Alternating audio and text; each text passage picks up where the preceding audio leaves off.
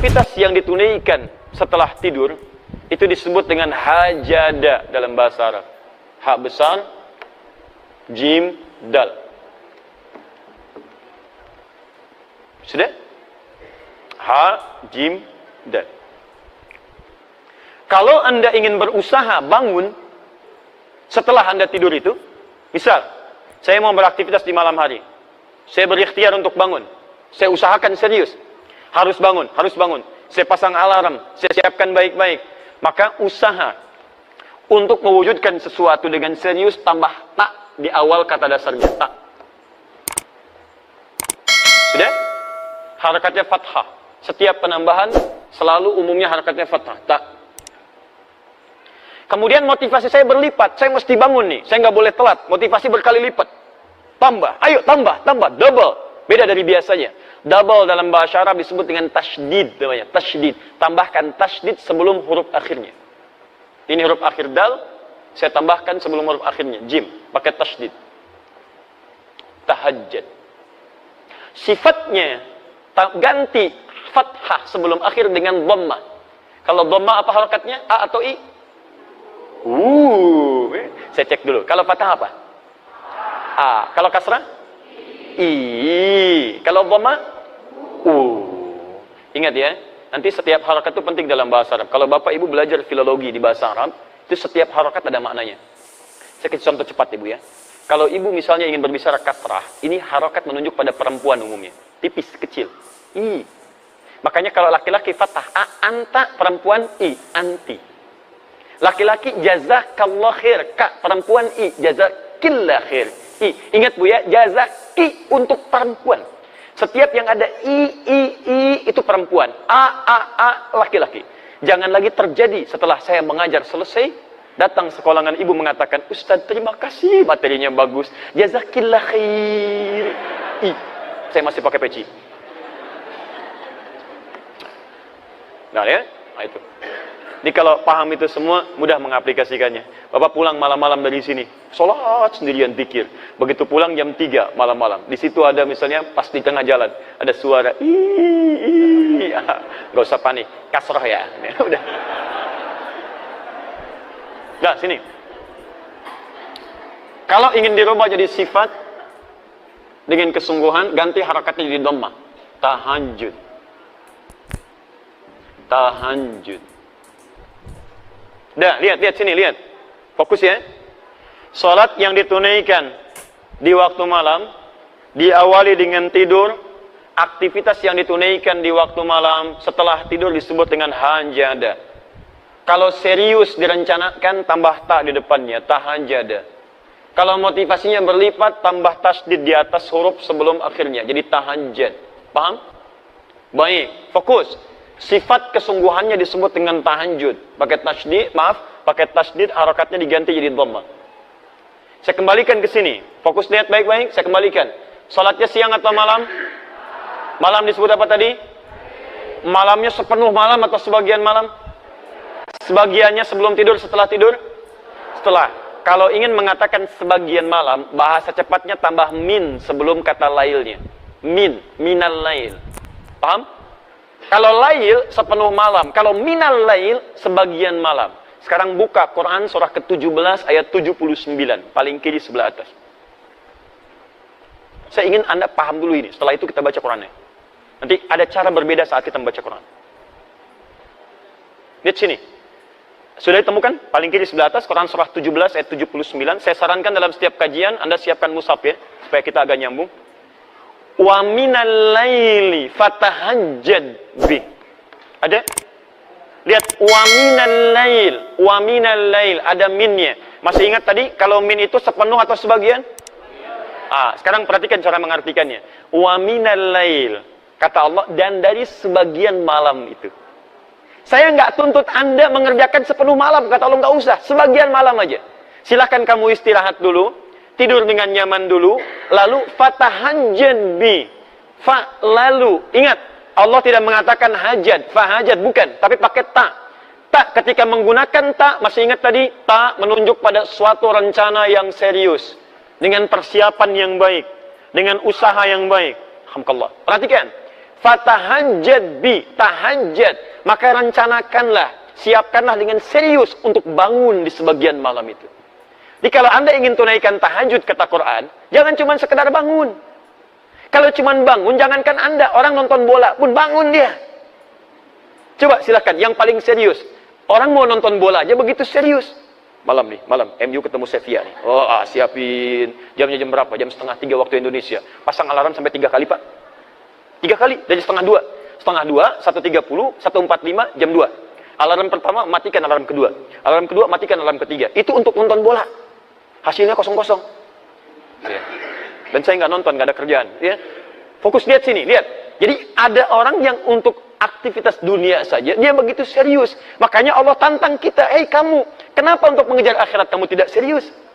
Kenapa cuma sekedar bangun? Kalau pengen tahajud, kamu siap-siap dulu, rencanakan jam berapa mau bangun. Tadi, ibu mau sholat jam berapa contoh? Jam berapa mau sholat? Halo? Setengah 3. Jam berapa? Setengah 3. 2.30. Kalau Anda mau sholat jam 2.30, berarti kan mustahil bangunnya jam 2.30. Sholatnya jam 2.30. Pasti bangunnya sebelum 2.30. Jam berapa bangunnya? Belum tentu. Kan Anda harus melalui 5 fase tadi. Saat bangun, duduk dulu. Ingat, tanpa disadari. Duduk dari bangun malam itu beda dengan duduk biasa. Anda mungkin cuma begini, tapi begitu melihat jam sudah 30 menit tuh. Kalau nggak percaya silakan bangun malam, duduk dulu begini. Begitu duduk, lihat jam 2.30. Belum yang kedua, hilangkan bekas ngantuk. Belum yang ketiga, 10 ayat terakhir Ali Imran. Kalau hafal, kalau enggak cari mushaf dulu kan. Silakan cek. 4 belum berdoa, 5 belum wudu. Apa dari situ langsung wudu? Kan pergi kamar mandi dulu. Kamar mandi baca doa dulu, wudu dengan sempurna, gosok gigi dulu, balik lagi pakai pakaian. Berapa waktu yang dibutuhkan? Halo? Bukan iya, berapa lama? Misal 40 menit, misal 2.30 kurangi 40 menit jam berapa? Jam 1:50. Artinya, Anda kalau ingin sholat jam 2.30, Anda mesti siap bangun jam 1:50. Makanya wajar, tadi ada kalimat Nabi bangunnya setengah 2. Kalau dikonversi ke sekarang. Karena ada siap-siap dulu, macam-macam dulu. Nah, sekarang persoalannya, Bapak tadi Ibu tidur jam 9. Kalau dibalik, Ibu jam 9, Bapak jam 10. Rata-rata tidur berapa jam? 6 jam. Ada yang lain? 6 jam, baik. 1.30 kurangin 6 berapa? Ayo berapa? Jam 8. Ya? Jam 8 ya. Berarti begitu selesai Isya langsung tidur tuh. Lihat Isya tadi kan selesai jam 20 kan? Kalau Anda ingin bangun jam 1.50 artinya jam 8 Anda jangan kerjakan apa-apa lagi. Jelas ya? Ingat baik-baik. Kalau Anda punya kebiasaan tidur 6 jam, jadi tidur 4 jam, berarti 2 jam nanti di siang akan menuntut Anda untuk beristirahat. Karena metabolisme tubuh kita akan menyesuaikan, menuntut kita untuk meminta waktu itu. Karena itu kita harus konsisten. Kebiasaan Anda tidur berapa jam? 6 jam. Saya mau bangun jam 1.50. Untuk sholat jam 2:30. Artinya, kurangi 6 jam di situ, ba'da Isya, selesai, kemudian langsung istirahat. Pada waktu yang ditentukan. Jelas? Baik, fokus. Sholat tahajud paling lama berapa menit? Nanti kita akan lihat saat masuk caranya ya. Jangan-jangan sholat jam 2.30, selesai jam 3 gitu ya. Masya Allah. Tidur lagi, bangun jam 6. Ini yang jadi masalah. Sekarang belum selesai, ingat belum selesai. Kita sampai tuntas. Kalau mau belajar bahasa Quran, setiap harakatnya bisa punya makna. Sekarang lihat. Fokus. Lihat sini. Taknya sudah selesai. Tak, rencanakan, siapkan. Tasdidnya apa? Tadi masih ingat tasdid artinya apa? Motivasi berlipat. Nah, ini bahasa Quran yang sangat indah. Secara psikologi bisa dijelaskan dengan baik. Kalau kita ingin semangat mengerjakan sesuatu, kita mesti punya motivasi. Sama Bapak Ibu kalau nggak punya motivasi ke sini, siapa yang mau datang ke sini? Apa yang bisa memaksa Anda mengalahkan tidur siang dibandingkan datang ke sini? Kadang-kadang sampai datang, kantuk juga ditahan-tahan. Yang penting bisa hadir. Apa motivasinya? Sama malam juga begitu kata Quran. Kalau Anda tidak punya motivasi menunaikan ibadah, nggak ada semangat bisa datang dengan baik. Maka dari itu ketika Allah menghadirkan tasydid, fatahajjad, ada tasydidnya di sini. Maka dihadirkanlah kemudian motivasi pada kita. Ayat selanjutnya, teruskan ayatnya. Saya agak percepat. Orang yang merencanakan tahajud dan dia tunaikan dengan sempurna, selain mendapatkan keutamaan yang tadi saya jelaskan, ditambah oleh Allah dengan 4 keutamaan lain. Allah berikan 4 keutamaan pada orang yang tahajud yang tidak diberikan pada yang tidak tahajud. Jadi kalau Anda sholat fardu yang 5 waktu, khusyuk sholatnya, sampai menangis, sampai khusyuk luar biasa, tapi Anda tidak tahajud, Anda tetap tidak akan mendapatkan 4 kemuliaan ini. 1. Saya pindahkan sini. Apa motivasi yang bisa membuat kita kuat menunaikannya? 1. Asa ayyab'athaka rabbuka maqaman mahmuda. Teruskan ayatnya. Jadi Quran surat 17 ayat 79 sampai dengan 80. Teruskan. Wa minal laili fatahajjad bihi nafilatan lak. Ayo di antara sebagian malam, jangan semuanya. Kamu tidur dulu, istirahat dulu. Dan rencanakan yang serius, hadirkan motivasi untuk menunaikan salat di malam hari, tahajud. Itu memang cuma nafilah kata Quran, tambahan, hukumnya sunnah. Tapi lihat, 1, walaupun cuma nafilah hukumnya sunnah, asa ayyab'athaka rabbuka maqaman mahmuda. Orang yang konsisten menunaikan ibadah ini, maka Allah akan berkenan mengangkat derajat atau aktivitasnya di tempat yang terbaik. Singkatnya, orang yang rajin tahajud akan diangkat derajatnya oleh Allah dengan menempatkannya di karir terbaik dalam aktivitas kehidupannya. Karir terbaik.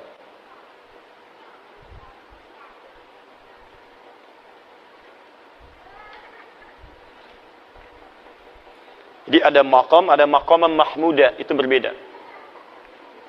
Kalau maqam itu sifatnya umum. Ya, nilai kebaikannya bisa dipandang mulia, tapi juga bisa dipandang dipersoalkan oleh orang lain. Misal, Bapak naik posisi. Misalnya ada promosi jabatan jadi direktur. Naik ya, karirnya naik. Berarti dapat makom tuh, dapat kedudukan. Apakah kedudukan yang dititipkan oleh Allah pada Anda bisa otomatis membuat orang lain senang? Belum tentu. Kok dia yang diangkat ya? Padahal dia baru masuk kemarin. Dia junior saya dan sebagainya. Nah, itu makam. Tapi ada yang kedua. Begitu orang ini diangkat, semua mengatakan memang dia yang layak untuk mendapatinya. Dia yang layak. Sulit bagi orang mempersoalkannya. Mau cari celah nggak bisa. Karena semuanya sudah menutup celah-celah keburukannya. Bagus tuh. Nah, itu yang disebut dengan maqam mahmudah. Susah. Mau dihapus aja susah. Mau dibolak-balik papan tulisnya nggak bisa tuh. Ya, pas di situ. Misal, itu maqaman mahmudah. Nggak apa-apa. Sudah? Baik. Jadi orang yang rajin tahajud, ini nasihat saya. Orang yang rajin tahajud ditunaikan dengan benar, maka hal pertama yang Allah anugerahkan kepada kita, apapun aktivitasnya, Allah akan tempatkan di tempat yang terbaik dalam kehidupannya. Misal, kalau Anda misalnya pengusaha atau berbisnis atau apapun dalam kehidupan, termasuk ibu misalnya beraktivitas, maka Allah akan tempatkan di tempat terbaik menurut Allah, bukan menurut manusia. Kalau menurut manusia begini, posisi yang terbaik, manajer atau direktur? Bu, oh ibu langsung direktur itu ya. Baik. Direktur, alhamdulillah. Sekarang pilih mana bu? Direktur gajinya misalnya, taruhlah 200 juta sebulan. Tapi maaf, kesulitannya meningkat. Sulit sholat, banyak rapat, ya, kemudian mohon maaf, aktivitasnya jadi melebar, ya, aktivitas bahkan dekat dengan maksiat. Kalau dulu misalnya, ya, mohon maaf ya, mainnya tenis, sekarang sudah golf, ya, yang dilihat sudah lain, yang dipukul sudah lain, yang nemani sudah lain. Kalau dulu yang ngantar-ngantar bawa mapnya laki-laki, sekarang direktur, sekretarisnya perempuan, misal. Atau manajer, gajinya beda sedikit lah, 100 juta misalnya. Sholatnya enak, nyaman. Jumatan juga nyaman, masih bisa ikut tausiah. Aktivitas bisa menghindar dari banyaknya maksiat. Ibu pilih mana sekarang, manajer atau direktur? Ah, sudah. Baik, ganti lagi bu, ganti supaya paham betul. Manajer dengan pegawai biasa. Manajer levelnya gaji 100 juta. Masya Allah. Tapi sholat susah. Jumatan susah. Pengajian susah. Baik. Peluang maksiatnya tinggi. Gaulnya sudah mulai meningkat. Pegawai biasa turunkan. Gaji cuma 1 juta. Sholatnya enak. Nyaman. Jumatan bisa. Taklim lancar. Maksiat tertinggalkan. Ibu pilih mana? Manajer 100 juta. Potensi maksiat tinggi. Pegawai biasa 1 juta dekat dengan Allah. Ayo.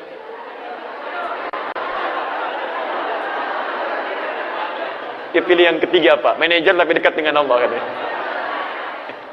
Nah, kadang begini Pak, kadang-kadang dalam kehidupan itu seperti itu. Ada yang levelnya ingin tinggi, kata Allah kamu jangan di sini. Kalau kamu naik ke sini, kamu cuma keinginan, tapi ke depan kamu tidak tahu apa yang terjadi. Jabatan ini banyak diincar, tapi peluang keburukannya banyak. Banyak proyek yang tidak jelas. Di pergaulannya akan banyak maksiatnya. Kamu akan tertinggal banyak ibadahnya. Maka Allah tempatkan Anda, bahasa orang lain cuma wakil. Tapi wakil itu, dunia dicukupkan, akhirat enak, keadaan nyaman. Bukan berarti nggak sampai level tertingginya, bukan. Tapi Allah memberikan karir terbaik menurut Allah Subhanahu wa Ta'ala. Itu yang disebut dengan maqam mahmudah. Paham ya? Baik, saya pernah berikan ini, nasihat ini pada seseorang. Dan luar biasa, Pak, karirnya cukup bagus. Dan hebatnya, setiap kali akan promosi jabatan, orang keluarkan biaya ini itu, masuk ke DPR, kemudian diuji lagi, keluar biaya ini itu. Orang ini tidak pernah mengeluarkan uang sepeser pun. Walaupun kedudukannya tinggi, tapi nggak pernah mencapai level yang tertinggi. Direktur utamanya tidak. Wakil direktur. Tapi alhamdulillah, nikmat juga, kerjaan zaman, ya, dan ditunaikan ibadah dengan baik. Paham ya? Masya Allah. Ya kalau bisa direktur dengan tahajudnya itu lebih bagus kan? 2. Itu baru 1. Oh sebentar, sebelum kedua, saya lihat juga teman-teman yang mahasiswa. Saya pernah praktekkan ayat ini saat sedang belajar. Itu Masya Allah itu ya, ada perbedaan. Saran saya, kalau Anda masih belajar, juga kita beraktivitas, tolong jangan tinggalkan tahajud. Akan ada bedanya. Semua orang-orang pintar, orang-orang hebat, termasuk tokoh-tokoh kita. Ya, mohon maaf, pendahulu-pendahulu kita, orang-orang hebat luar biasa, pendiri negeri ini, itu demi Allah saya katakan, mereka hampir tidak pernah meninggalkan tahajud. Anda kenal Jenderal Sudirman? Kenal di mana? Luar biasa. Itu Masya Allah. Ya, beliau ketahanan hidupnya luar biasa, bergelir ya, sebagian dari tubuhnya, bagian organ pentingnya sudah hilang. Tapi tahukah Anda, kalau beliau senantiasa berzikir di hadapan Allah Subhanahu wa Ta'ala, bangun malam menunaikan ibadah, berdoa dengan baik dan sebagainya. Bagaimana anugerah Allah kepada beliau? Kiai Haji Agus Salim menguasai berapa bahasa, diplomat paling ulung, beliau menjaga syariat, bagaimana bangun malamnya? Silahkan cek. Para pendahulu kita luar biasa. Saya tidak mengambil contoh di luar supaya menghidupkan kebiasaan di bangsa kita. Sekarang kita butuh orang baik. Yang pintar sudah banyak. Berapa banyak ahli hukum yang dihukum? Banyak. Berapa banyak ahli ekonomi yang belum bisa mengangkat ya kehebatan ekonomi kita. Yang kita butuhkan sekarang orang pintar yang mulia, yang baik. Maka kita ambil contoh orang dulu untuk kita hidupkan di masa kini. Anda kalau tidak percaya silahkan cek menteri-menteri di awal masa-masa Indonesia. Bagaimana mereka tawadhu'nya, bagaimana mereka hidup dengan bersahajanya. Siapa Bung Hatta? Anda cari lagi. Bagaimana beliau begitu jujurnya sampai ditanamkan pada putrinya. Ketika menerima kertas akan nulis surat, kata bapaknya, ini kertasnya kertas siapa? Kertas dari KBRI saya pinjam. Jangan gunakan fasilitas negara untuk kepentingan pribadi. Anda bisa bayangkan, putrinya mau menulis surat kepada bapaknya, menggunakan kertas untuk kertas negara. Di KBRI dia mau pinjam. Kata bapaknya, jangan gunakan kertas negara untuk kepentingan pribadi. Anda bisa bayangkan. Anda kenal M. Nasir, Perdana Menteri pada saat itu.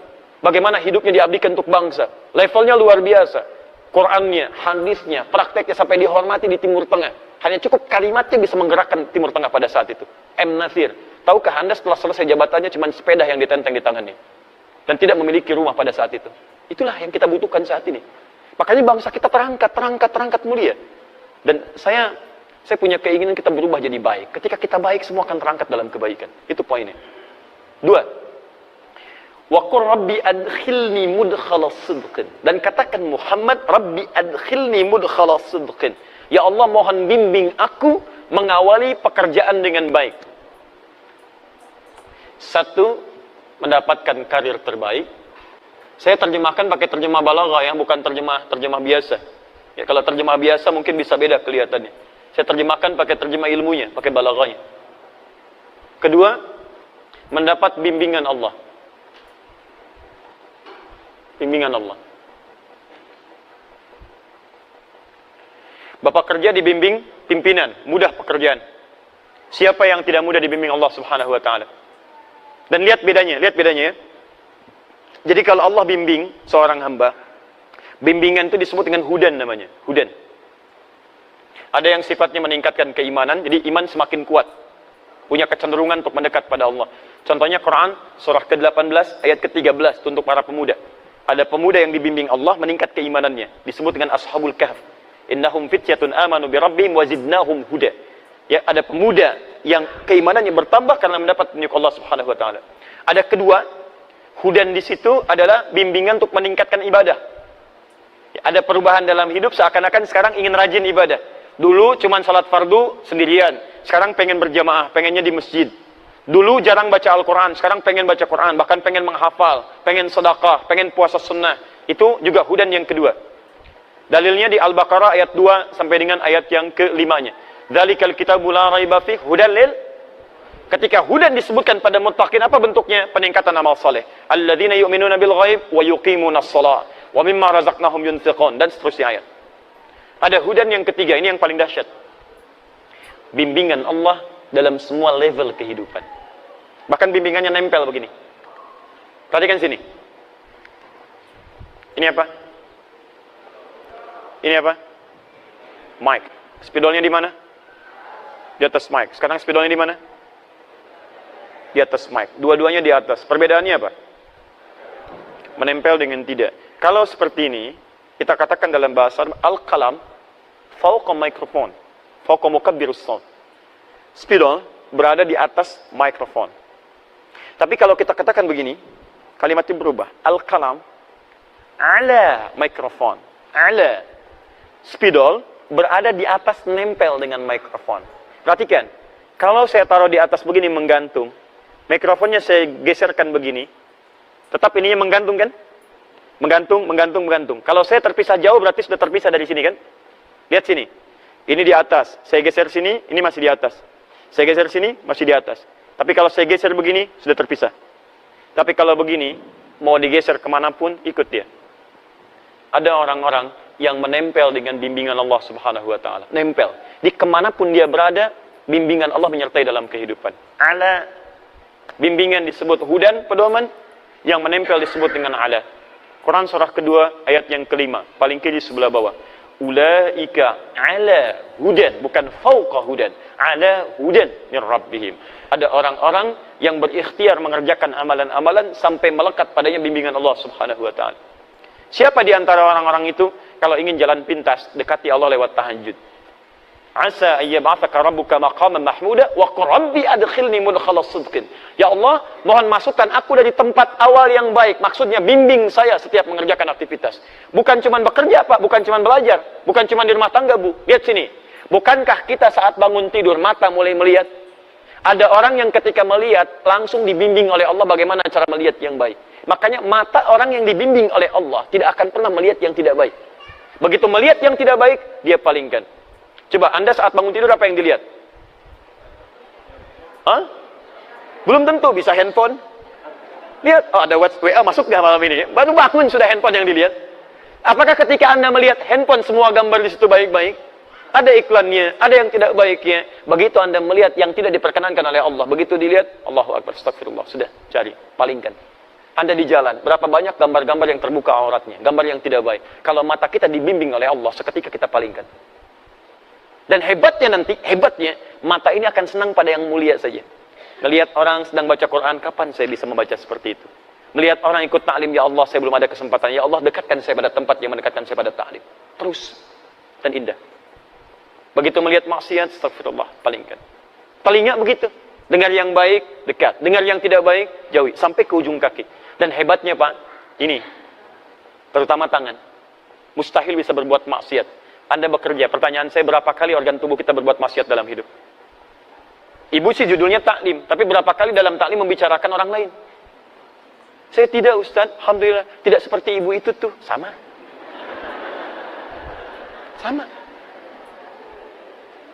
Berapa kali pelaku taklim saling mencela satu dengan yang lainnya? Bikin status yang tidak baik. Jangan bicara yang umum-umum lah, yang taklim aja dulu. Katanya taklim, merubah diri lebih baik. Tapi kenapa setelah taklim jadi semakin tidak baik? Orang dulu jahiliyah banyak bertengkar, setelah taklim rukun. Aus dengan Khazraj 120 tahun, dendamnya kesumat tuh, luar biasa. Sampai turun Quran melukiskan bagaimana dendam mereka. Kalau disediakan materi semuka bumi untuk mengupas itu, menjadikan mereka nyatu kembali, kata Quran nggak akan bisa, saking kesumatnya dendamnya. Turun Quran surah ke-8 ayat ke-63. Lau anfaqta ma fil ardi jami'a ma allafta baina qulubihim.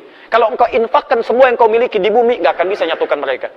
Tapi apa yang terjadi? Allah yang menyatukan mereka dengan risalah Al-Quran. Diajarkan oleh Nabi, dipersatukan lewat sunnah Nabi. Quran, sunnah yang musuhan 120 tahun bisa selesai pada saat itu. Anda baru ikut ngaji Quran, sunnah 12 menit langsung mencela orang lain. Kenapa? Apa yang salah gitu? Coba cek lagi teman-teman sekalian. Dikembalikan, Quran itu membuat kita lembut. Kalau memang buruk, wajar untuk dicela. Keburukan wajar dicela. Tapi celaan itu menghadirkan kebaikan dalam kehidupan. Bukan penjauhan. Assalamualaikum. Besok aja ya, besok aja. Kok nggak dijawab? Beda manhaj. Ya, tapi kita tidak perlu mencela orang lain. Artinya ada evaluasi untuk kita semua. Antum jangan mencela juga. Kalau mencela apa bedanya? Apa bedanya? Di celaan jangan dibahas dengan celaan. Ada celaan kita doakan dengan baik. Kita ajak dalam kebaikan, ajak dengan kelembutan. Dan jangan paksa orang. Tugas kita hanya mengingatkan, bukan memaksa. Nabi saja turun ayat, fadzakir innama anta mudzakir. Muhammad ingatkan, tugas kamu mengingatkan. Lasta alaihim bimusaitir, bukan paksa orang. Jadi kalau kita bukan Nabi paksa orang, artinya ada yang salah dalam kehidupan kita. Paham ya? Halo, kenapa jadi muram begini? Tiga. Saya sederhana. Kalau ada yang kurang baik dari saya, tinggalkan. Ada yang baik, silahkan ambil. Dan saya pun tidak paksa. Kalau ada bermanfaat, silahkan. Tidak baik, tinggalkan. Cari guru yang lain yang lebih baik mengajarkan, insya Allah. Sehingga hati kita tenang. Jangan sampai belajar, tapi hati nggak tenang. Ya. 3. Wa akhrijni mukhrajas sidqin. Diberikan solusi terbaik saat ada persoalan. Solusi terbaik. Masya Allah. Luar biasa. Tidak ada orang yang tidak punya masalah dalam kehidupan. Semuanya punya masalah. Tapi ada orang-orang yang sebelum mendapatkan masalahnya, sudah diringankan masalahnya oleh Allah Subhanahu wa Ta'ala. Bukan nggak punya masalah, masalahnya sama. Coba lihat, saya tadi barusan mau ke sini Pak Bu. Macet Pak Bu. Kita lewat tol tadi, macet. Luar biasa. Dan bukan cuma saya mengalami kemacetan, banyak orang macet juga. Tapi apakah semua orang yang mengalami kemacetan punya sikap yang sama menyikapi kemacetan? Tidak. Ada yang saling klakson, ada yang ngosenggolan, ada yang saling berselisih dengan kata-kata, ada yang saling macam-macam. Tapi tidak sedikit juga yang santai aja, mau ngapain? Mengeluh juga tidak menyelesaikan persoalan. Apakah dengan klakson macet selesai? Hah? Apakah dengan bikin status macet selesai? Ceklik, macet. Tetap aja macet. Silahkan cek. Ada orang-orang yang hatinya justru diberikan ketenangan oleh Allah. Dikasih macet. Alhamdulillah ya Rabb, macet. Alhamdulillah. Luar biasa. Quran bisa dihafalkan. Begitu sampai ke tujuan 30 ayat. Bayangkan. Kalau manhaj diterapkan itu 10 ayat akhir Ali Imran. Selesai itu. Ini sudah 1 tahun belum selesai. Apa butuh kemacetan tiap hari? Jelas ya? Jadi enak. Jangan dikira level ustadz gak punya masalah. Banyak masalahnya. Kadang-kadang jangankan masalah pribadi, masalah jamaah, ya dipersoalkan juga. Silahkan cek, bukankah kalau Anda banyak pertanyaan masalah diserahkan pada Ustaz? Bukan nggak punya masalah, tapi ada orang-orang tertentu ketika Anda dekati Allah dengan sesuatu, Allah ringankan persoalannya. Itu janji Allah. Janji Allah. Lihat, contoh, kita ambil dalilnya. Quran surah ke-65, di akhir ayat kedua, di awal ayat ketiga. Kita hafal ayatnya. Wa may yattaqillaha yaj'al lahu makhraja wa yarzuqhu min haitsu la yahtasib. Wa may yattaqillaha, siapa yang bisa meningkatkan takwanya kepada Allah? Tingkatkan. Fi'il mudhari itu progresif naik. Tingkatkan. Yaj'al lahu makhraja. Makhraja, lihat. Yattaqillah yaj'al lahu makhraja. Wa may yattaqillah yaj'al lahu makhraja. Makhraja. Ini yang kita jadikan nasab. Wa yarzuqhu min haitsu la yahtasib. Perhatikan. Lihat persamaannya. Siapa yang bisa meningkatkan takwanya kepada Allah, takwa tingkatkan kepada Allah. Persamaannya lihat. Yaj'al lahu makhraja, kami berikan solusi, jalan keluar dari setiap persoalan yang dihadapi. Dan kalimatnya tidak menggunakan alif lam. Makhraja bukan al-makhraj. Makhraja. General, umum, nakirah. Artinya persoalan apapun dalam kehidupan, sepanjang Anda tingkatkan takwa, diberikan solusi. Jadi sederhana sebetulnya. Kalau Anda punya masalah dalam hidup, Anda punya problem, dimanapun tuh, di rumah tangga, di pekerjaan, kehidupan sosial. Sederhana solusinya, tingkatkan takwa, kata Allah, saya urai masalah Anda. Biayanya tidak mahal, tenaganya tidak banyak.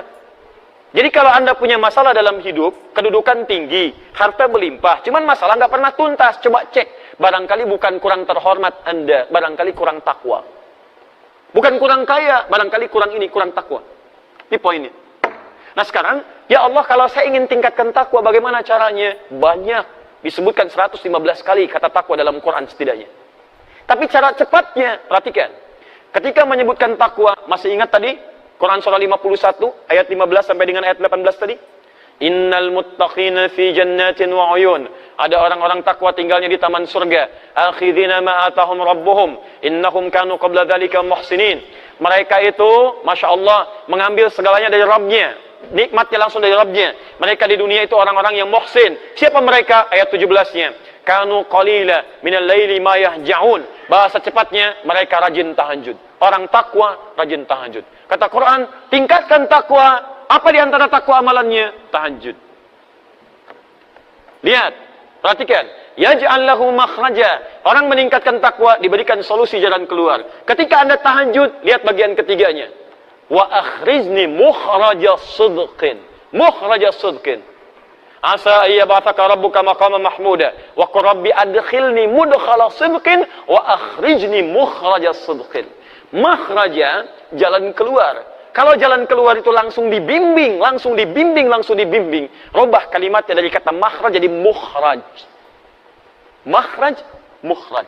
Orang rajin tahajud dibimbing Allah Subhanahu wa taala. Ketika punya masalah, bukan cuma dia yang berikhtiar untuk menyelesaikannya, tapi Allah langsung berikan bimbingan. Begini jalan keluarnya. Ini ambil, ini tinggalkan. Jangan bersedih, tanamkan keyakinan. Nabi pernah berusaha menghafal Quran dengan ikhtiarnya. Jadi begitu ayat Quran turun, itu beliau punya keinginan cepat menghafalkannya. Cepat, cepat, cepat, cepat. Tapi apa yang terjadi? Allah berikan solusi. Bahkan langsung turun ayat Quran surah ke-75. Ayat 22 sampai 23. Ayat 16 sampai 18, maaf. Ayat 16 sampai 18. Lihat kalimatnya. La tuharrik bihi lisanaka lita'jala bi.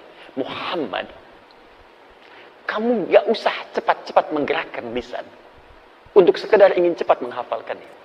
Biasanya para penghafal kalau ingin segera cepat menghafalkan kan suka cepat mengucapkannya kan. Inna fi khalqis samawati wal ardi wa ikhtilafil laili wan nahari laayatin liulil albab, laayatin liulil albab, laayatin liulil albab. Ulang gitu kan? Tayyib. Lihat sini. Nabi Muhammad tidak. Muhammad jangan cepat-cepat gerakan lisan untuk cepat menghafalkannya. Inna alaina jam'ahu wa qur'ana. Biarkan kami yang menghimpun Quran dalam jiwamu.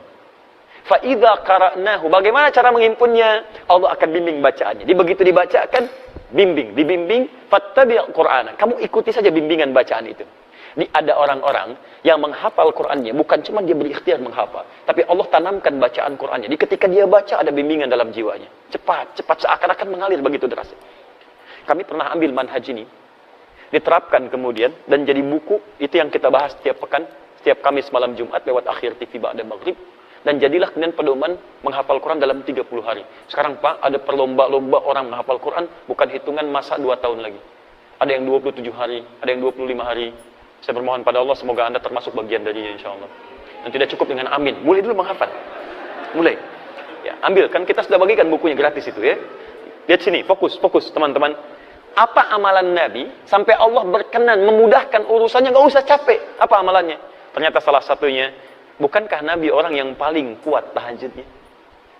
Bukankah Nabi orang yang sampai bengkak-bengkak dalam rakaat pertamanya? Nanti saya bahas ketika sampai pada caranya. Dan ayat ini turun, Quran surah 17 ayat 79 sampai 80 ini, bukankah ayat itu diturunkan untuk mengisahkan peristiwa ditolongnya Nabi dalam pengepungan pada saat itu oleh 100 pemuda, pasukan khusus pada saat itu. Jadi kalau sekarang kita di komplek angkatan laut ada pasukan khususnya, yang hantu laut luar biasa, terbaik di dunia, Denjaka. Ya detasmen Jala Mangkara, kalau dulu itu misal seperti itu 100 orang. Pedang terhunus, jangankan manusia. Kata sejarawan mengatakan, ini hewan lewat ketahuan. Hewan saja. Bahkan mengatakan lalat itu datang sudah ketahuan.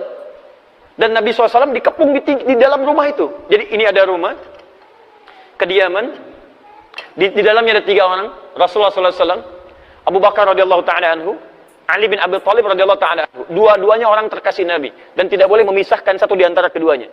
Karena dua-duanya dipuji Nabi, punya kemuliaan tingkat tinggi luar biasa. Abu Bakar apa dibandingkan dengan kita? Hei orang-orang yang seringkali mencela Abu Bakar, apa faedah Anda di hadapan Abu Bakar radhiyallahu ta'ala anhu?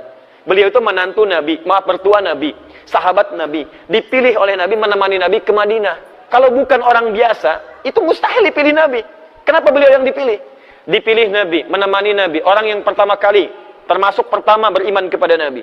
mengorbankan hartanya untuk dakwah Nabi, menemani Nabi sampai dengan ke Madinah, menjadi mertua Nabi sallallahu alaihi wasallam. Saat wafat makamnya di samping Nabi, hidup dengan Nabi di dunia, kuburnya di samping Nabi, dan di akhirat bersama Nabi sallallahu alaihi wasallam. Lantas Anda dengan mudah mengatakan celaan kepada sahabat Abu Bakar. Anda siapa? Sahabat Nabi bukan, menemani Nabi tidak, berinfak untuk dakwah Nabi juga tidak, mertua Nabi bukan, tetangga Nabi bukan, kerabat Nabi bukan. Wafat Anda jauh dari makam Nabi. Dan belum ada ayat turun menjamin surga Anda. Anda siapa? Abu Bakar. Kedua, Ali bin Abi Thalib. Duhai yang merendahkan sahabat Ali bin Abi Thalib. Anda siapa? Ali bin Abi Thalib termasuk keluarga Nabi. Pemuda yang sangat luar biasa. Dipuji Nabi. Dan dipilih untuk mendampingi putri terkasih Nabi. Kalau bukan orang yang luar biasa, mustahil dipilih.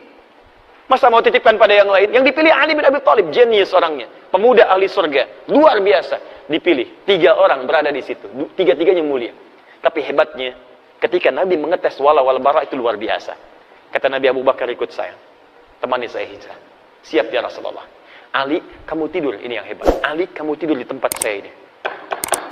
Lakukan penyamaran. Tidur. Dan itu kan tempat tidurnya Nabi yang diincar taruhannya nyawa. Dan hebatnya sahabat Ali tidak protes. Sayyidina Ali radhiyallahu ta'ala enggak protes. Ya Rasulullah, jangan saya lah. Abu Bakar aja yang tuaan dikit. Misalnya tidak. Tidak. Abu Bakar ikut saya, kamu tidur. Tapi kisahnya bukan di situ. Kisahnya, kok bisa pasukan khusus yang tahan dari kantuk dan macam-macam tiba-tiba bisa dibikin kantuk pada saat itu. Waktunya tiba, lenggang aja keluar walaupun gak bawa kangkung. Silakan cek. Jalan keluar. Nabi SAW dengan sahabat Abu Bakar keluar dari situ. Penjagaan 100 pemuda, pedang terhunus, tiba-tiba keluar begitu saja. Ditutup pandangannya. Ditutup. Apa yang bisa menyebabkan itu? Ayat-ayat yang turun tentang peristiwa tadi. Di antaranya ayat-ayat tahajud. Wa akhrijni mukhrajas sidqin. Allah yang langsung bimbing Nabi keluar dari tempat pengepungan itu. Jadi kalau Anda, mohon maaf teman-teman sekalian, ayat ini turun kalau kita ambil kaidah asbabun nuzul, al-ibratu bi umumil lafzi la bi khususis sababi. Hikmah dari ayat, hukumnya jangan dilihat dari asbabun nuzulnya, tapi dilihat dari keumuman makna ayatnya. Artinya, Allah ingin menyampaikan, kalau Anda sedang dikepung oleh persoalan kehidupan, membuat Anda tertekan, membuat Anda seakan-akan punya perasaan gelap, seakan-akan lemah dan sebagainya, ahli tahajud akan dilindungi oleh Allah Subhanahu wa taala. Tunjukkan pada saya pekerjaan mana yang Anda kerjakan gak ada saingan. Kadang-kadang ada yang ingin menyingkirkan, menyungkurkan jahat terhadap Anda. Salah satu caranya, Anda bangun malam, dekati Allah Subhanahu wa taala. Kalau sudah dekat dengan Allah, siapa yang bisa mengalahkan Allah dan berani berperang dengan Allah Subhanahu wa taala? Paham ya? Terakhir. 4. Waj'alni min ladunka sultanan nasira. Saya mohon maaf ya, lebih sedikit dari 2:30 ya, untuk menyempurnakan ini dulu. Waj'alni min ladunka sultanan nasira. Dan mohon ya Allah, jadikan untuk saya pertolongan langsung darimu. Jadi kalau yang tadi dibimbing, diberi solusi, kalau yang keempat ditolong langsung oleh Allah tanpa perantar. Ahli tahajud mendapat perlindungan langsung dari Allah Subhanahu wa taala. 3 hilang, 1 datang. 1, 2, 3, 4. Karir terbaik, bimbingan dari Allah, solusi. Yang keempat, mendapat perlindungan dari Allah Subhanahu wa taala. Masya Allah. Kalau sudah seperti itu, apalagi yang disoalkan? Maka Anda semua akan mengatakan, kalau nggak percaya, lakukan dulu. Maka ketika Anda sudah mendapatkannya, Anda akan mengatakan, wa qul ja'al haqq wa zahaqal batil, innal batila kana zahuqa.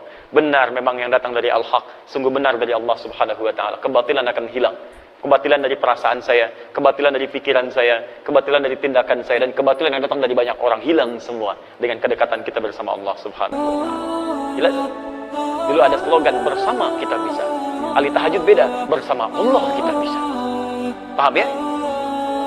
Jangan dipotong video saya, mohon teman-teman di media sosial dan sebagainya. Ini khusus bahasan tahajud, bukan yang lain. Sudah? Jelas di sini?